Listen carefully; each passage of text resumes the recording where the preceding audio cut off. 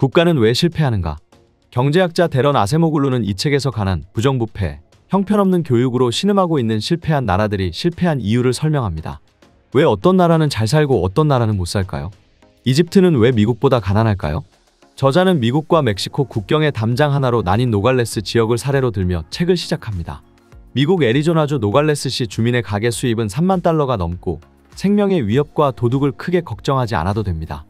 반면 담장 남쪽의 멕시코 소노라주 노갈레스 주민의 수입은 애리조나주 노갈레스 주민 대비 3분의 1에 불과하고 범죄율은 높고 공중보건 환경은 열악합니다. 인종과 역사와 문화가 똑같은 두 지역의 극명한 차이는 어디에서 온 것일까요? 저자의 세계 불평등 이론은 명료합니다. 이런 엄청난 격차는 지리와 문화에서 오는 것이 아니라 제도에서 비롯된 것이라고 주장합니다. 저자는 마야, 로마, 베니스, 오스만 제국, 러시아, 중국, 아프리카 등의 사례를 근거로 제시합니다. 지배계층만을 위한 수탈적인 제도가 일시적인 사회 발전은 가져올지 몰라도 궁극적으로 사회 정체와 빈곤을 가져왔다는 것을 역사를 통해 말하고 있습니다.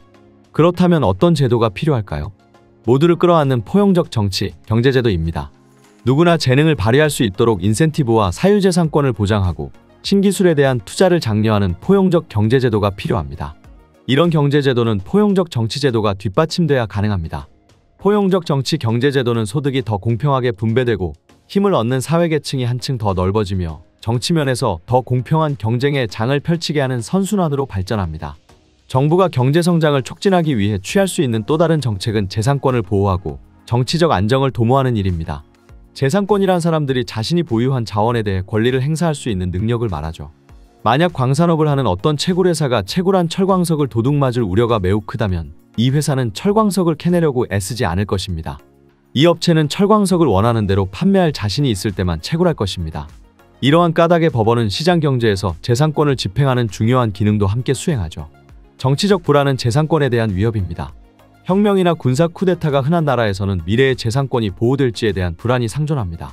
공산혁명의 경우처럼 혁명정부가 어떤 업종에 자본재를 몰수한다면 내국인들의 저축이나 투자 혹은 창업에 인센티브가 없어지고 외국인들도 이 나라에 투자할 이유가 없어집니다. 오늘날 경제학자들은 대부분 가난한 나라들이 자국 경제를 세계 경제에 통합시키는 대외지향적 정책을 추구하는 편이 바람직하다고 믿습니다. 예를 들어 아르헨티나의 GDP는 미국 휴스턴시의 총소득과 비슷하죠.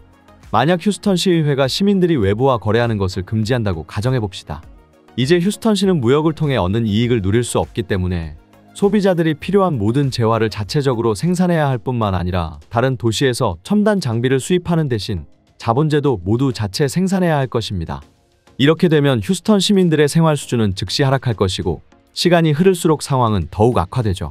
반면에 한국, 싱가포르, 대만 등 대외지향적인 정책을 추구한 나라들은 급속한 경제성장을 이룩했습니다. 100년 전에 비해 오늘날의 생활 수준이 높은 주된 이유는 기술 지식의 진보 때문입니다.